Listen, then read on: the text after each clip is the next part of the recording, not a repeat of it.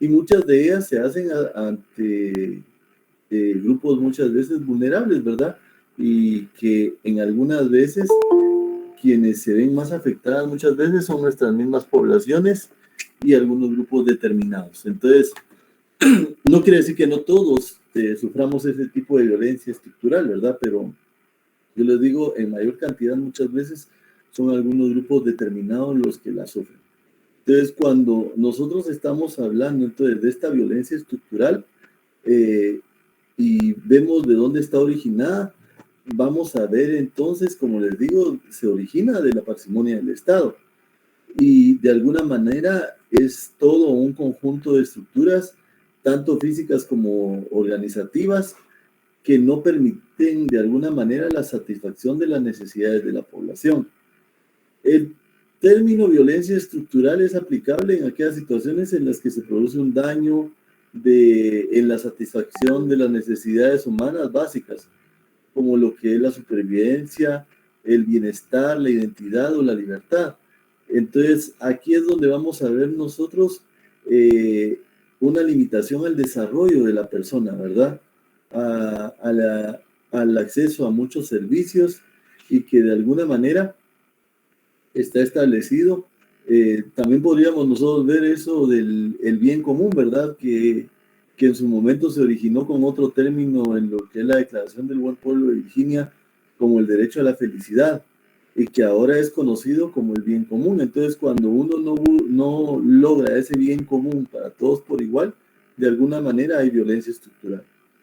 Ahí vemos nosotros de que ahí se tiene que ver lo que es situaciones del Estado, la mala o equitativa forma de repartir la riqueza dentro de un Estado, y vamos a ver de que muchas veces el mismo hecho de que se permita que haya discriminación desde el punto de vista étnico, desde el punto de vista de género, desde el punto de vista de una nacionalidad, que es a lo que le llamamos la xenofobia, ¿verdad ustedes? El odio a los extranjeros, desde el punto de vista de una edad u otra o tipo de situaciones, da la pauta de que haya este tipo de discriminación y que de alguna manera exista violencia estructural porque el Estado no garantiza que haya un acceso igualitario muchas veces hacia muchos grupos. Yo les quiero explicar un ejemplo. Vean, aquí también se puede dar, porque aquí si ustedes se dan cuenta, se da mucho trata de personas, tanto nacionales como extranjeras. Y la trata de personas puede ser inclusive en un trabajo desde el punto de vista doméstico. Ya vieron ustedes de que la Fiscalía de Trata de Personas también ha hecho allanamientos en tortillerías donde se tiene a niñas menores de edad viviendo inclusive ahí bajo una forma inadecuada, siendo explotadas y ganando una mísera cantidad y, y no bien alimentadas. Entonces, en un término de explotación y que las condiciona a estar o a que no puedan subsistir porque tienen que mandarle dinero a sus familias en sus poblaciones. Entonces, si el Estado no respalda para proteger a esas personas, entonces hay algún tipo de violencia estructural desde el punto de vista indirecto. Porque si bien es cierto, no son las autoridades estatales las que son las dueñas de esas tortillerías o de las situaciones que están pasando, la parsimonia sí hace que haya una violencia estructural indirecta. Aquí también les quiero platicar a ustedes de el caso, un ejemplo, ahorita vamos a salirnos de nuestro país, pero me parece un ejemplo más entendible. Ustedes han oído de que muchas veces a los latinos indocumentados en Estados Unidos, por ejemplo, se les paga muchas veces la quinta o la sexta parte de lo que le tendrían que pagar a un nacional de allá o una persona que sí posee documentos, ¿verdad? Ya sea latino o una persona que sea anglosajona. Entonces, cuando se da una situación así también en la que se explota a una persona aprovechándose de una condición de extranjera y de que no sea desde ese punto de vista documentada legalmente dentro de un país, porque a veces utilizamos el término ilegales y yo también lo utilizo, ¿verdad? Pero tal vez el término adecuado es indocumentados, porque posiblemente ellos vivan en un ámbito más de legalidad en todo el resto de derechos, pero por no tener una documentación son explotados. Entonces es otro ejemplo. En nuestro país también puede darse, porque de alguna manera se da con los connacionales. Ustedes saben bien de que hay un salario mínimo, ¿verdad? Que es acordado año con año y que se ha ido subiendo pero muy poquito y que no va acorde a lo que es la canasta básica. Pero en ese salario mínimo, si alguien viene y contrata a una persona que sea de aquí de la ciudad, por ejemplo, hablando en el caso de nuestro país, se han dado cuenta de que las personas de ciudad son un poquito más vivas y saben cuál es el salario mínimo y exigen su salario mínimo. Entonces algunos dan y prefieren contratar a alguien de un pueblo y le imponen una cantidad de 1,000 quetzales, por ejemplo. Y porque aquí te va a dar la comida y aquí tenés casa y aquí tenés donde dormir. Pero esas son otras situaciones muy distintas, ¿verdad? Ustedes, entonces, que la ley no estipula eso de el salario se podrá pagar con casa, habitación y todo eso. O sea, muchas veces a la persona se le tiene en una casa, en una habitación, porque se le pone a trabajar también fuera de las horas laborales, ¿verdad? No trabajan únicamente de 8 ¿qué les puedo decir yo? A 4 con hora de almuerzo, no, o sea, eh, muchas veces a esas personas, si era la persona, el padre de familia, llega a las 8 de la noche, esa persona también tiene que ver por atenderle, por hacer cosas ahí, por limpiar. Y suena, ahí sí que estamos en una clase de derechos humanos, ¿verdad? Pero estamos hablando de alguien que trabaja en una casa, ¿verdad? Entonces, y vieron que estoy tratando de evitar ningún término que sea de alguna manera despectivo ni que trate mal a una persona, pero les estoy comentando de que se da mucha esta situación y el Estado tiene una parsimonia al permitirlo. Entonces, hay un montón de situaciones, inclusive se dan casos en los que ya hay personas que teniendo aquí a quien trabaja eh, de una comunidad, a veces hasta los empiezan a agredir físicamente o las empiezan a agredir físicamente o no les dejan salir de casa, ¿verdad? O sea, sobre pretexto de que pueden sacar cosas de la casa, pero es una esclavitud moderna. Entonces, eso para explicarles más o menos hacia dónde va esa violencia estructural, la que se genera desde el mismo Estado, ya sea de forma directa o indirecta por la misma parsimonia. Ahora, de la forma directa, yo creo que ya hablamos con ustedes sobre el conflicto armado interno. Una pregunta, ¿a ustedes si ya les mandé el libro de resumen del conflicto armado interno? ¿Ya hablamos de él? Esos exámenes. No, licenciado. No, licenciado. Va. ¿Me dan permiso que haga algo que tal vez a ustedes les va a parecer antididáctico, pero puedo tomar mi celular y les mando el documento para que lo tengan en WhatsApp? Gracias, licenciado. Gracias. Va, entonces vean, es más, voy a cerrar la cámara porque si no, aquí estoy enfrente, ¿vieron? Y voy a seguir hablando con ustedes, es en lo que encuentro el documento y se los mando, porque ahí vamos a ver una forma de violencia estructural directa. Entonces, así de una vez les explico yo a ustedes cómo funcionan. Permítanme, aquí lo voy a buscar, que la que me hizo favor de escanearme esto fue mi superasistente, que yo tengo la gran dicha de tener a alguien que es bien eficiente para todo este tipo de cosas, y me hizo el favor de escanearme. Entonces, aquí está. Vamos a ver. Derechos humanos.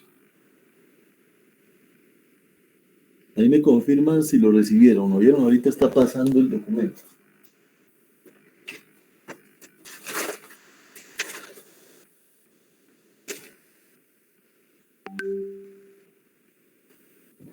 Bien, ya pasó. Ya, licenciado. bien. Ya, Entonces, abro cámara. Sí, licenciado. Miren, pues, lo que es la memoria del silencio de la Comisión del Esclarecimiento Histórico son unos tomos que son más grandes que este. Es que este es bien chiquitillo, fíjense. Y yo antes en Derechos Humanos a los alumnos también se los ponía a estudiar, pero ahora ahorita te doy la palabra, Gamaliel. Ahora he dado en que esto lo doy hasta que llegamos a pueblos indígenas, pero es bueno que ustedes lo tengan, ya sea porque nos encontremos el otro año en la sección E con ustedes, o porque ustedes deberían de leerlo. Solo que yo les diga a última hora de que voy a examinarles algún tipo de cosas, va a entrar si yo les digo, pero por el momento no les estoy diciendo que viene nada. Se los estoy mandando para que nos sirva de forma pedagógica para explicarles qué es violencia directa, ¿verdad? Porque violencia estructural directa, porque ya les estoy explicando lo que es la violencia estructural indirecta, que ya sabemos nosotros, si no tenemos acceso a la salud, a la educación, a la vivienda, y que vivimos en un término de pobreza, de alguna manera eso es, en primer lugar, problema del Estado. Tampoco les puedo negar yo que en países desarrollados como el que estamos hablando hace un ratito, hay también bastantes personas en situación de pobreza. Fíjense ustedes, o sea, allá también en las calles, yo he podido ver cuando he ido, de que hay lugares donde hay personas que viven en situación de calle y que en efecto es una pobreza bárbara, o sea, pero son personas que no trabajan o que se declararon en quiebra y todo, pero en su mayoría sí tienen acceso, o sea, que si ellos quisieran trabajar pudieran tener acceso a tener una vida un poquito más óptima, ¿verdad? De lo que podrían tener así. Entonces, les comentaba, realmente lo que es el informe de la Comisión de Esclarecimiento Histórico son 12 libros bien grandes, ni siquiera son de este chiquitillo, miren ustedes ni siquiera una cuarta de mano. Los otros son así, 12 tomos. Este que les estoy mandando es un resumen del informe de la Comisión para el Esclarecimiento Histórico. O sea que posiblemente ustedes vean muchos que tienen esta pasta, que es el que les escaneó ahí mi amiga asistente y que me hizo el favor de darme. Entonces,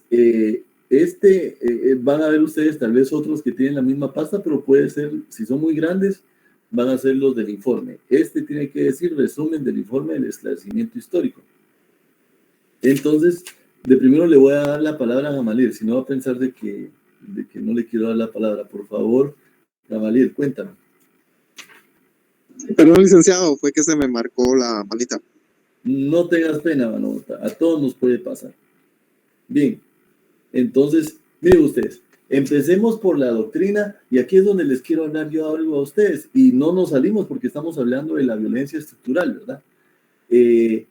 Fíjense ustedes que durante el conflicto armado interno, les puedo comentar a ustedes de que en Panamá existía la Escuela de las Américas.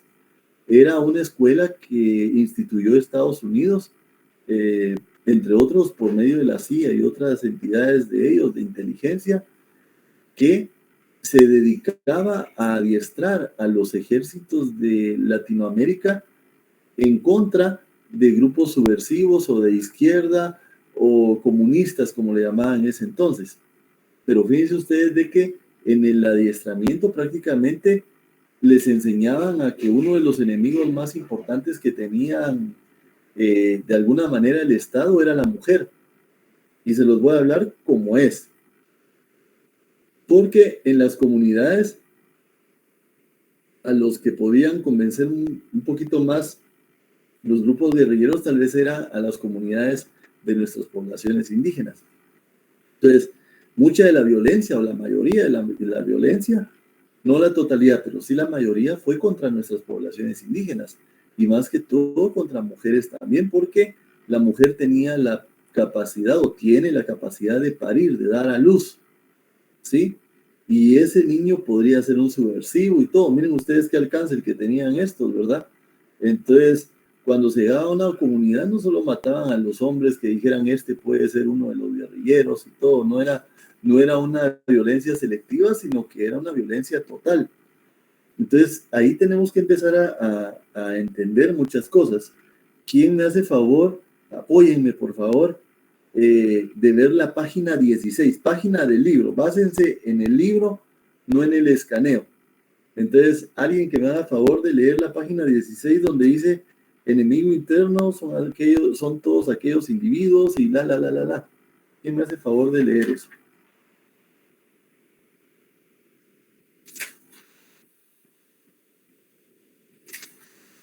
Se lo leo yo, licenciado.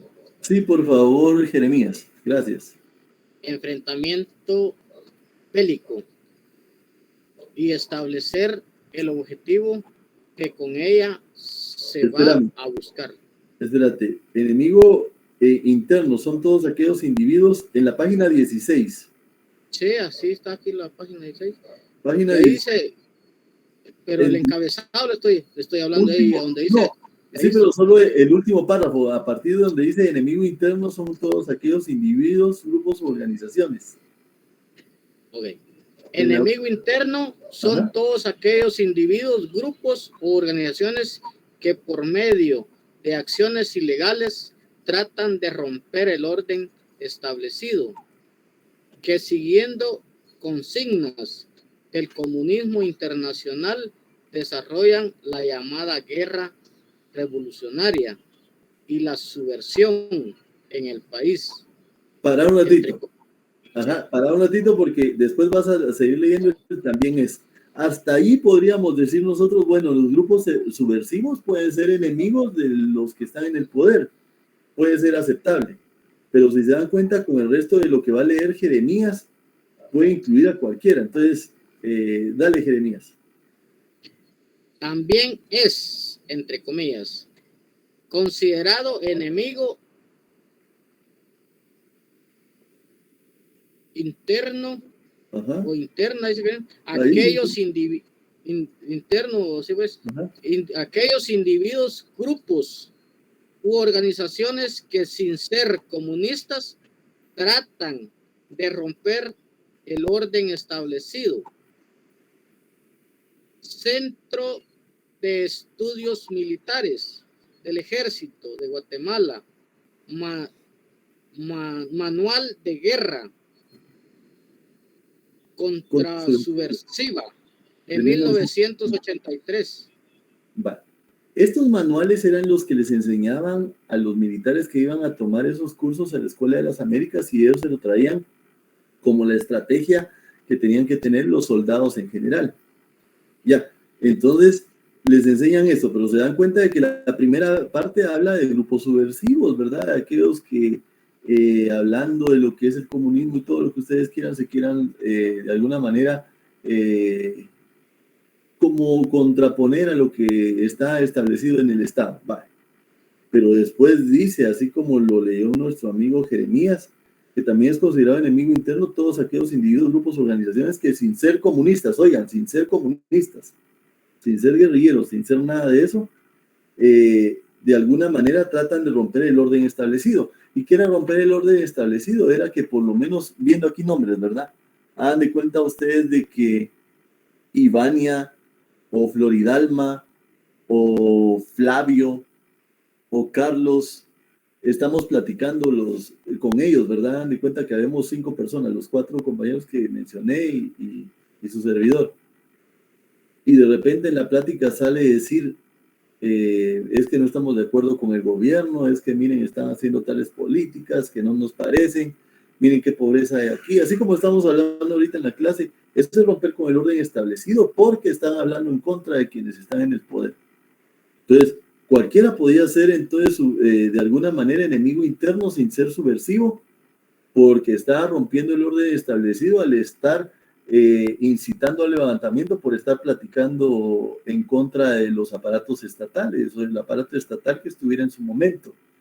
Entonces, así de delicado era. Entonces, miren, se los llevo así de a poco. Entonces, ahora, ¿quién me lee en la página 23, segundo párrafo, en donde dice, estaban terminando de almorzar?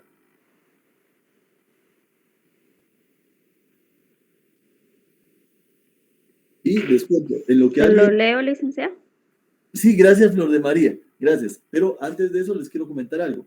Lo que está aquí documentado sí son historias reales. ¿Oyeron lo que aparece en cursiva? Por lo menos lo que va a leer ahorita nuestra amiga Flor de María.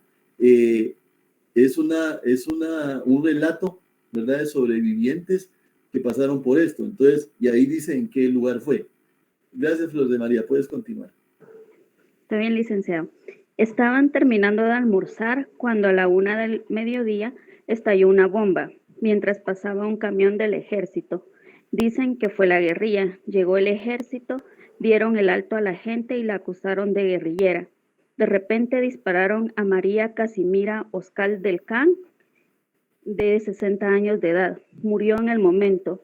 Después descubrieron que en la vecindad habían matado ya a 11 personas previamente torturadas. Colocaron estacas en el piso donde sentaron a los hombres hasta que las mismas les salían por la boca. Les cortaron la lengua, las partes nobles y parte de la cabeza a modo de guacal. Fue en San Andrés, Itzapa, Chimaltenango, aquí cerca. Chimaltenango. Ajá, es aquí bien cerca. Entonces, vean, eso es una violencia directa, porque ellos mismos lo mandaban a hacer. Hagan de cuenta ustedes que funcionaba por medio del ejército, por medio de la Guardia de Hacienda, por la policía y por la G2, todos los grupos que existían en su momento, de forma directa se ejecutaba. Y hagan de cuenta ustedes de que si en algún gobierno hubieran algún tipo de grupos que se dedicaran a la limpieza social, también es una forma directa, porque es quienes ostentan el poder los que lo están mandando a hacer. Y la violencia estructural indirecta, que es la que más nos aqueja ahora, es la parsimonia, el no hacer. Entonces, el no proteger a la persona, el no darle para poderse desarrollar, el no darle la pauta para lograr el bien común de todos, ¿verdad? Y miren, todo esto está interesante, no está bonito. El libro que les acabo de mandar yo no es bonito, es algo lamentable. Y aquí les quiero comentar algo. Siempre yo hago un énfasis en que cuando se firmaron los acuerdos de paz, se firmaron y dijeron, inclusive hay un acuerdo que habla sobre el desmovilizamiento o la desmovilización de los militares en una sociedad democrática y todo eso, ¿verdad? Pero en donde bajaron la cantidad de soldados, perfecto, en eso estoy de acuerdo. Entonces, pero no se les enseñó algún otro trabajo a los militares a los que se les había instruido a hacer este tipo de cosas. No estoy justificando violencia, solo les digo, de la misma manera en que se les desmovilizan, deberían de haber hecho de alguna manera algo para que ellos tuvieran acceso a psicólogos y a un trabajo, a un oficio, para que ellos aprendieran a hacer otras cosas, que no fuera esto. Entonces, algunos se dedicaron a delinquir y todo, y no les iba nada mal porque estaban acostumbrados y ver sangre o cometer hechos o actos en contra de la población, no era algo que les causara algún tipo de lástima o algún tipo de situación ahí en que les diera un cargo de conciencia, remordimiento, lo que ustedes quieran decir.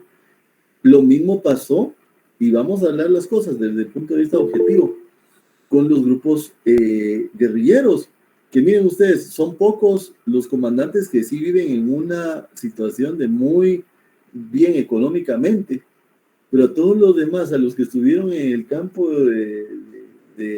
ahí sí que de batalla, a ellos solo les dijeron gracias por participar, igual que con los militares, ¿verdad? Y cada quien va a hacer por su lado.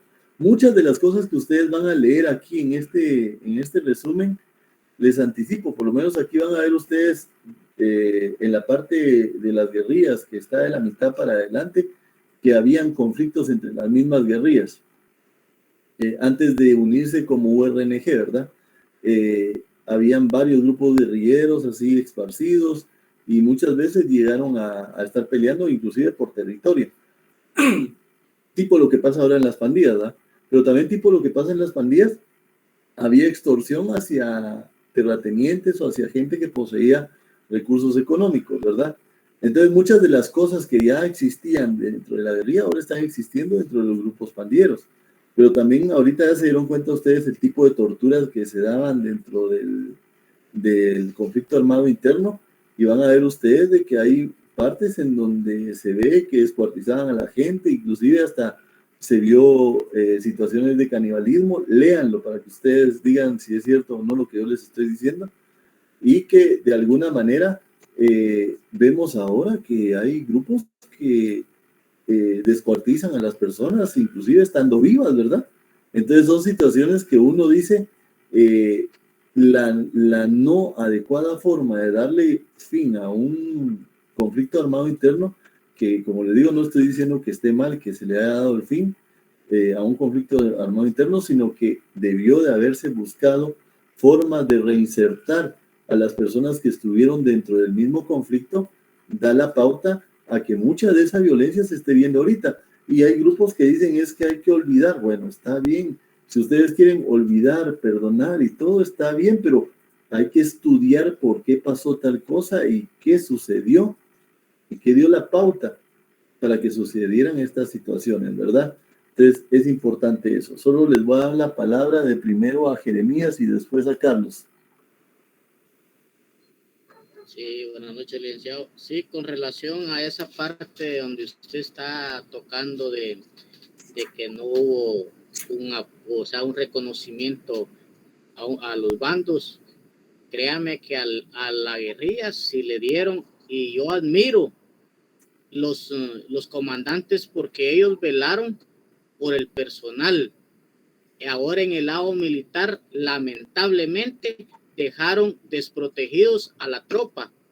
Y si usted ve, el que en la realidad, el que anduvo en la pura en montaña y el que andaba supuestamente en el mero movimiento era el soldado, porque el que andaba al mando, ese se encaminaba en medio, se camuflajeaba dentro del grupo. Una. Otra es que el mero eje de esto, el que financió los dos bandos, era los Estados Unidos. ¿Por qué? Porque él estaba debajo de eso, estaba jugando un papel, un interés económico. Y usted tal vez sabrá más a fondo, ¿va? Porque póngale que cuántas cosas no tiene Guatemala que pudiera ser extraído para fines de tener ganancia los países potentes, porque eso es lo que estaba pasando. No sé cómo lo vea usted. Bien, Jeremías, mira, la causa externa, ahorita que lo hablas, fue la Guerra Fría. Y sí, en efecto, Estados Unidos financió la parte estatal aquí en nuestro país. Inclusive la contrarrevolución fue financiada por Estados Unidos. En 1956 se logra esta, financiada por Estados Unidos. Sobre pretexto del problema que tenían con la Unión Soviética, de alguna manera, Unión Soviética que logra de alguna manera, con el apoyo que se le dio a las personas que tomaron Cuba, más o menos al tener ese pequeño territorio ya se sentían los estadounidenses que tenían de alguna manera una amenaza bélica desde ese punto de vista. Entonces querían evitar que hubieran amenazas desde otros puntos de América, y eso dio la pauta de que se diera este tipo de apoyo. Muchos de los comandantes recibían, guerrilleros recibían apoyo desde el punto de vista tanto de Cuba, que servía de intermediario de parte de la Unión Soviética para hacerle llevar eso. Solo te quiero comentar algo. Lo que yo te estoy diciendo lo hablé directamente con personas que sí estuvieron allá adentro, y que te voy a comentar algo muy importante. Tuvimos una situación en la que vinieron algunas personas de Colombia antes de que ellos hicieran lo de su firma de paz allá en Colombia, y yo les manifestaba este error que se cometió aquí, pero en cada una de las mesas ponían a alguien de la San Carlos, ahí iba yo, por eso es que llegué, de verdad, ponían a alguien del ejército, a alguien que fue exguerrillero y así sucesivamente. Entonces, pues yo sí increpé las injusticias que cometieron aquí los militares en la mesa que nos corresponden, ¿verdad? Y saqué a colación este tipo de cosas. Pero también le pregunté al que iba del grupo guerrillero, le digo, mira, y una pregunta de ustedes, ¿en qué les benefició? ¿Qué les dieron cuando terminaron y todo? Pues la verdad es que nada. A nuestro grupo, nada. Sin embargo, me describió su comandante, al que ni siquiera estaba ahí, sino que estaba desde México y era el jefe de ellos, que él dice que inclusive logró comprar una islita pequeña dentro de México, pero una isla pequeña, súper grande, ¿verdad? Y que se dio en usufructo para el Estado de México para que ahí pusieran una situación de para atender a adultos mayores y todo, con tal de exonerarse de los impuestos allá, y dueño de varios lugares de aquí de Guatemala, y con un poder bárbaro dentro de una organización política, pero a ellos nada. Entonces solo te estoy explicando, Jeremías, lo que estoy diciendo no es especulación, es situaciones de ahí adentro. Entonces, son situaciones que realmente pasaron y que realmente tal vez lo hubieran dentro de la misma negociación, si no querían los comandantes gastar su dinero que se habían quedado con él por medio de lo que utilizaban como pretexto de un conflicto, porque se estaban enriqueciendo tanto los militares como los guerrilleros con eso, pero los comandantes. Pero si no querían gastar su dinero, por lo menos lo hubieran puesto dentro de los acuerdos de paz de cómo iba a ser la reinserción real y no que quedara en letra muerta, ¿verdad? Pero que eso sí fuera algo que tuviera que legislarse y no ser únicamente compromisos de Estado como son los acuerdos de paz, que no son una ley ordinaria, no son una ley constitucional, no son instrumentos internacionales en materia de derechos humanos, sino que son un compromiso de Estado. Entonces, le voy a dar la palabra a Carlos y después quiero que leamos algo más, ¿oyeron? Buenas noches, licenciado, muchas gracias. Fíjese que solamente le quería comentar en relación cuando usted mencionó precisamente San Andrés Itzapa. Yo soy originario de ahí. Entonces, esa masacre que sucedió fue en la aldea del Aguacate. Casualmente fue en el mes de noviembre, 30 de noviembre, casualmente, en donde la gente estaba aglomerada en la feria y venían bajando, desfilando las cajas, los ataúdes, pues. Y la gente, pues, fue inédito, la verdad, ¿verdad? Porque ver, los percharon en el salón de San Andrés Itzapa, directamente. Y días después de que pasó eso, ¿verdad? Lógicamente, se presentó la guerrilla, un domingo por la mañana. Estábamos en misa, y cabal saliendo de la misa, increíblemente, tenían rodeado el pueblo prácticamente. No había espacio para que la gente saliera, o sea, se fuera. Cuando salió la gente se reunió en el atrio de la iglesia. Y ellos hablaron con nosotros. O sea, prácticamente yo en ese entonces era un niño. En teoría. Eso te iba a preguntar, Carlos. Yo imaginé que estabas en tu niñez. Sí. Entonces, era increíble verlos a ellos porque ellos estaban vestidos totalmente de verde. No tenían el traje militar en este caso. Y se identificaban con pañuelos. Ellos tenían pañuelos, por ejemplo, para los mandos altos directamente. Y ellos siempre nos indicaron, o en ese sentido hablaron con nosotros, o hablaron en ese sentido con la gente, en donde ellos únicamente peleaban, en teoría, por los derechos del pueblo. Eso es lo que decían. Y que ellos única y exclusivamente llegaban por comida, porque eso fue lo que llegaron a traer. Y como por obra de arte desaparecieron, ¿verdad? A la hora de irse ellos, llegaron los camiones del ejército nuevamente. Y empezaron a cuestionar a la gente, incluso a varios líderes comunales ahí. Los agarraron y bueno, la idea es que no sé a dónde se los llevaron, la verdad. Desconozco en ese, como le vuelvo a repetir, a niño en ese momento. Pero lo que sí contaban en ese entonces que a ellos los torturaron, pues, o sea, les querían sacar información, qué fue lo que les dijeron, qué fue lo que les habían dicho, o sea, qué planes tenían, si tenían algún intento de emboscarlos en algún lado, o llevarlos a alguien en trampa, algo así, era el punto. Entonces, la verdad es que hubo un conflicto, como usted lo dijo, era una guerra fría, en donde esta masacre fue atribuida en teoría al ejército. El ejército dice que fue atribuido a la guerrilla. Entonces, fue algo, la verdad, triste, ¿verdad? Y así como usted lo cuenta y lo lee, pues, ¿verdad?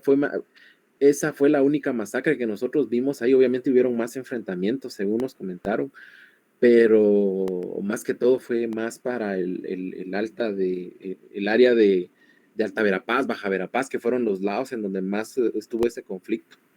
Pero, como le digo, salió a elocuencia eso porque me recordé cabalmente cuando usted mencionó San Andrés y Tzapa, y recordar, ¿verdad? Obviamente que sí, la gente todavía tiene ese recuerdo de haber desfilado los ataúdes y realmente, incluso yo creo que por esa masacre fueron encarcelados, o no sé si fueron procesados ciertos líderes del ejército, si no estoy mal, en ese entonces, incluso también un líder guerrillero, si no estoy mal. Bueno, es que es algo más o menos que no recuerdo. Tal vez usted lo retroalimentará más, o quizás en este libro que usted, en esta parte que nos ingresó, que suena bastante interesante, me logre entender y saber qué fue lo que pasó. Pero sí, yo viví esa parte, pues, ¿verdad? Sí. Durante el conflicto era imposible que iban a procesar a unos militares por hacer algo de eso, ¿verdad? Ustedes, porque sí había mucha libertad para que hicieran cosas contra la población. Las cosas que puedes encontrar no las vas a encontrar en el libro, sino que vas a encontrar en los detalles de los procesos que se estén llevando más recientemente. Ahora te quiero comentar, lo que sí vas a encontrar en el libro es que una de las tácticas militares que habían era llegar vestidos de guerrilleros. ¿Me entiendes? Muchas de las tácticas que usaban los militares era vestirse de guerrilleros para ir a ver si la población, eso te iba a preguntar yo asumo de que más de alguien les dio comida, bebida o algo así, y era bien difícil. Miren ustedes, esto les quiero explicar. Hagan de cuenta ustedes que los que estamos aquí, que somos como 90 más o menos, ¿verdad? 95. Somos una comunidad. Hagan de cuenta que nosotros somos una comunidad de nuestro país. Llegan unos tipos así como nos los describió Carlos. Nos rodean y nos dicen, quiero comida, somos guerrilleros y nosotros peleamos por el bienestar del pueblo y todo eso, todo lo que quieran. Está bien. Si a ustedes se les ponen alrededor y los tienen así con fusiles, ¿les dan comida o no les dan comida? ¿Ustedes qué dicen? Obvio que sí. Sí. Lo malo es que, ¿qué pasaba si hubieran sido grupos militares disfrazados de guerrilleros, viendo si ustedes se atrevían a darles comida a ellos? Porque como estaba prohibido darles comida, entonces ya después podían regresar y matarlos ya como tal, como militares, y ya con más cantidad de gente. O sea, era una de las tácticas. Por eso te digo, Carlos, eso sí lo vas a encontrar, Carlos, de las tácticas que se podían dar ahí. Y mi discurso no es antimilitar únicamente, porque también las guerrillas hicieron cosas nefastas en contra de la población, aprovechándose de eso, o aprovechándose de la ignorancia de nuestra población, ¿verdad? Para hacer cosas. O sea, lo que sí es cierto es que la mayoría de masacres las hizo el ejército. Entonces, eso sí tiene que ser real. Ya no les iba a leer esta parte, o no les iba a pedir apoyo para esta parte, pero ya que habló Carlos de eso, creo que sí se los tengo que pedir. ¿Quién me hace el favor de leer la página 19, tercer párrafo? En donde dice el concepto de las demás aldeas.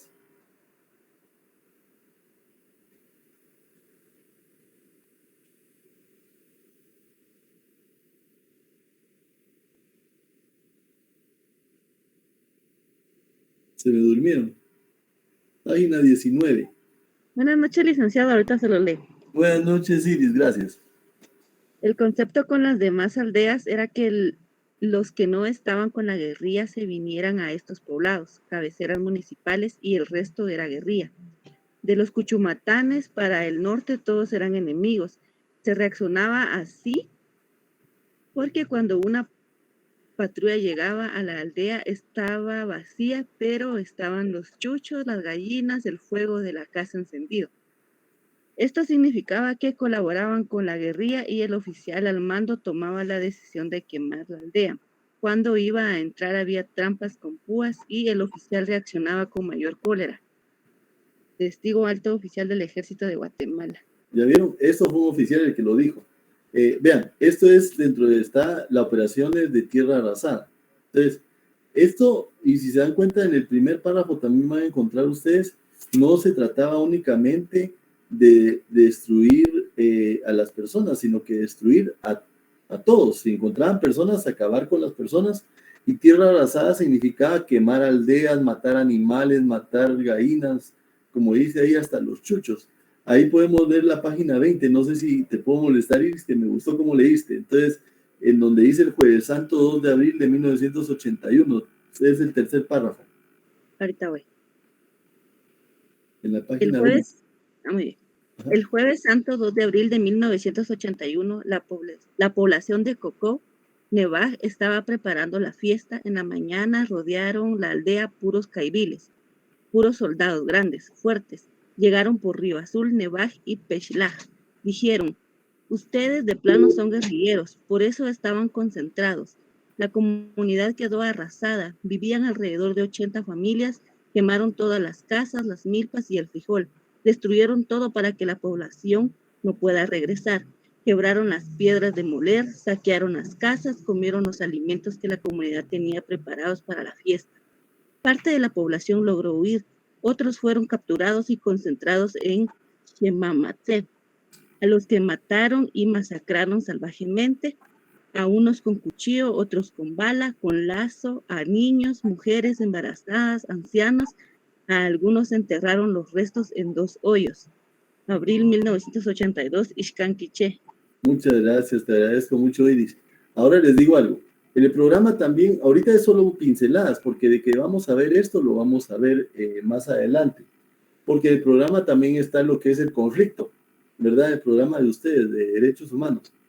Entonces, sí lo vamos a ver. Lo que no voy a hacer es que vean todo el libro, ¿verdad? O sea, va a ser específico lo que vamos a ver. Y les pregunto, porque ahorita todavía voy a seguir dando un poquito más de clases, pero ¿cómo les parece esta dinámica, esta interrelación de comentando el libro y viendo y de una vez explicando? ¿Qué les parece esta dinámica?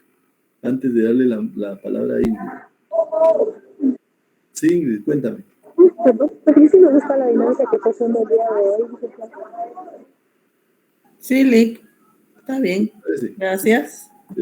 Hay que ir cambiando la forma pedagógica, porque yo lo que quiero es que ustedes vayan, no se aburran y no se encajonen en siempre lo mismo, ¿eh? Entonces, cuando lleguemos ahí vamos a volver a ver lo del libro y ahora ya lo tienen ustedes ahí en su WhatsApp. Bien, pero dentro de lo que es regresando al punto de ahorita, vimos este pedacito del conflicto armado interno, pero hay más. Y si ustedes lo quieren, lo pueden empezar a leer, porque así la próxima vez que hablemos, hasta ustedes van a decir, miremos la página tal para ver tal y tal cosa, ¿verdad? No solo yo. Entonces, y yo con gusto, si tiene relación con lo que estamos hablando, les voy a decir, miremos. Pero antes de darle la palabra a Carolina, les quiero decir, eso era porque les quería señalar yo lo que es la violencia estructural directa, ¿ya? Y no podemos decir nosotros de que no hay, si está documentado. Ahora, en la indirecta, podemos ver nosotros de que se señala eso, ¿verdad? También la pobreza, y la pobreza es una situación o condición socioeconómica de la población que no puede acceder o carece de los recursos para satisfacer lo que son las necesidades básicas y para el desarrollo humano y que permiten de alguna manera un adecuado nivel y calidad, tales como lo que es la alimentación, la vivienda, la educación, la asistencia social, la asistencia sanitaria, el acceso al agua potable. Entonces, es importante que veamos nosotros de que la pobreza es una violencia estructural indirecta cuando el Estado no viene a saciar los intereses de la población y de forma igualitaria. Cuéntame, perdón Carolina, pero ya tenía esto ahí en la punta de la lengua. Gracias, licenciado, muy amable. Fíjese que yo le quería consultar ante todas estas barbaries que se cometieron de ambos lados, ¿verdad? Ante la Corte Interamericana, ahorita que estoy haciendo mi tarea, no está contemplado como genocidio, sino que solo como una masacre, y si está todo documentado, licenciado, no comprendo ese pedacito. Sí, mira Carolina, hay varias posturas, hay gente que dice que fue genocidio, otra gente que dice que no, pero yo te voy a decir algo, yo no puedo, en ese caso como yo trabajo en el organismo judicial, y no sé si voy a seguir en el área donde estoy en niñez o me pasen para un área penal, prefiero no emitir comentarios de lo que yo pienso, porque si no van a decir, este ya habló y cabal salió una grabación, y van a decir, este ya emitió opinión, y ya no va a poder resolver como yo quiera. Pero esa es parte de lo que tenemos que hacer de análisis. Cada quien tiene que tener su postura si fue o no fue genocidio, y no es como hablar de la pena de muerte, que ahí sí les puedo decir yo por qué no estoy de acuerdo con la pena de muerte, porque es una situación muy distinta, ¿verdad? Pero en este caso, como son situaciones que sí están siendo juzgadas de determinada manera y todo, prefiero quedarme callado en ese sentido, ¿verdad? Para no emitir opinión. ¿Han oído ustedes cuando recusan a un juez por haber emitido opinión? ¿Sí lo han oído? Entonces me estoy salvando el pellejo en ese sentido. Prefiero no emitir opinión para que no digan si en algún momento me toca conocer por cualquier razón, porque ahorita estoy en niñez y adolescencia, ¿verdad? No debería de conocer nada de eso y no tengo que conocer nada de eso. Pero si me pasan alguna situación penal de adultos, entonces podría ser, ¿verdad? ¿Verdad? Una sala penal o bien en la Suprema, no sé, pero entonces prefiero no emitir opinión, pero sí me pareció muy bien el planteamiento que me estás diciendo para que lo analicen ustedes, qué es lo que ustedes piensan respecto a lo que están leyendo tanto en su libro, con lo que están leyendo también en el que les acabo de mandar, en el libro de Ronnie López y en este.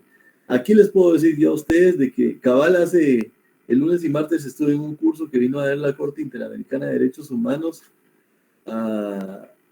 aquí a la Corte de Constitucionalidad y estaban mencionando, y es algo que yo ya estoy consultando mucho, las sentencias que están en su página. Entonces ahí están las sentencias y ustedes pueden buscar por país. Ahí van a encontrar todas las de Guatemala, solo apachan en el mapita Guatemala y van a ver ustedes todo el tipo de casos que se llevan en contra de Guatemala y las sentencias que se han dado en contra de Guatemala y las razones. ¿Oyeron? Por si ustedes quieren ampliar mucho más allá de lo visto en el libro, no les estoy diciendo para el resumen, si ustedes quieren ponerlo en el resumen, enhorabuena, pero les digo para el conocimiento de ustedes que es lo que a mí me interesa más. Bien, entonces, regresando a eso, entonces vemos lo que les estaba diciendo yo, que la pobreza va entonces hacia una situación o condición socioeconómica, cuando una persona o una población no tiene el acceso a esos recursos, a esos medios económicos para poder satisfacer sus necesidades, para lograr un desarrollo, su calidad humana y todo lo demás. Pero les puedo preguntar algo a ustedes. ¿Ustedes creen que nosotros vivimos en un territorio pobre? No. ¿Verdad que no? No. Nuestro país es rico porque tiene, ahí sí que tiene diversidad de climas para poder sembrar todo lo que se nos dé la gana a nosotros. Si queremos sembrar alguna situación alguna planta que crezca únicamente en el calor, tenemos una costa tan deliciosamente caliente. Si queremos nosotros sembrar algo que es frío, una altiplano deliciosamente frío y así sucesivamente tenemos climas templados, hay de todo. Entonces, nuestro territorio no es pobre. Lo que hemos sido es mal administrados y nuestros recursos mal distribuidos.